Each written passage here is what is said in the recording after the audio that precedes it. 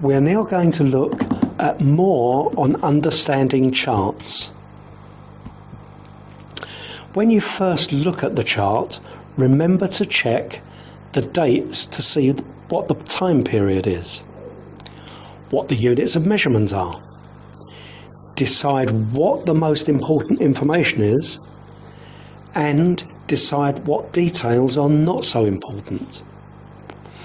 Make comparisons between important figures and round figures up or down when possible. Let's look for these things in the pie chart. We have the pie chart and we need to look at a whole raft of information, or potentially information from the pie chart. We need to look at dates and times, units of measurement, important information, not so important information, comparison between important figures, rounding figures up or down. Also the period of time which we can be considering, July to September 2013. The units of measurement that are there, full-time equivalents. The most important information that we're actually talking about, and that is young people aged 16 to 24 in the labour market. What is not quite so important are figures in full-time equivalents and not in full-time equivalent. And the comparisons between important figures, the ratio of employed, unemployed and inactive.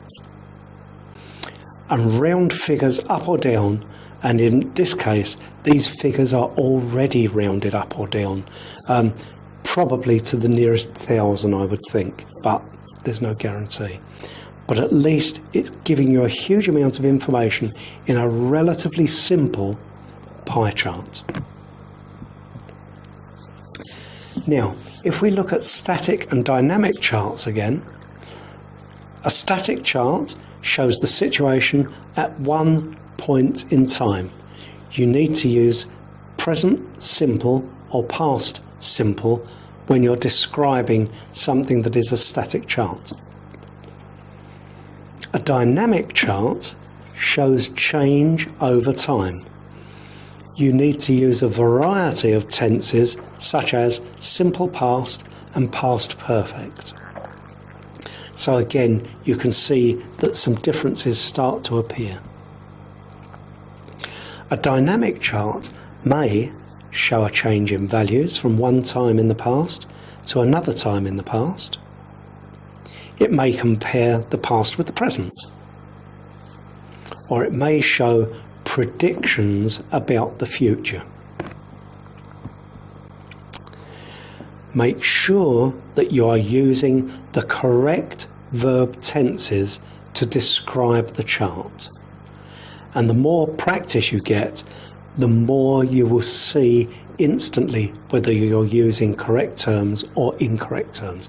So the key to much of this is practice, practice, practice.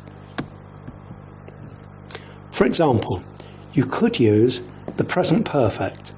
The energy price has risen by 0.2 of a pound every month since January. The present perfect continuous, the average per capita income has increased since the beginning of the year. And the future perfect, the number of students will have reached 1,000 by the year 2020. So let's have a look at this example now. If we've got males and females, they're represented on a bar chart, and we have two distinct groups, part-time education and full-time education. So now read this description. Pay attention to the verbs used. The bar chart illustrates how many males and females studied in full-time and part-time education in the following years: 1970 to 71, 80 to 81, 90 to 91.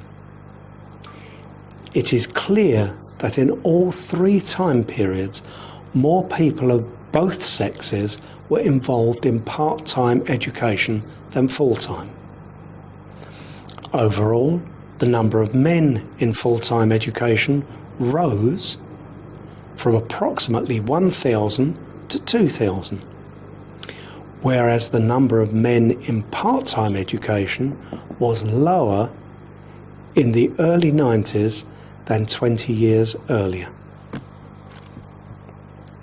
As far as women are concerned, the numbers increased in both sectors of education. The number of part-time female students increased dramatically from 700,000 to 1.2 million in the 20-year period. The number of women in full-time education went up more gradually from 100,000 in 1971 to just over 200,000 in 1991. This was similar to the increase for full-time male students. To sum up, the number of women in both sectors increased significantly, while it seems that the rate of men entering part-time education decreased a little and was fluctuating. So all those words are good descriptors of what has gone on or what has been depicted in that bar chart and what can be read from the bar chart. So huge amounts of information that can be taken from it. But note the language more than anything else. And that concludes that presentation.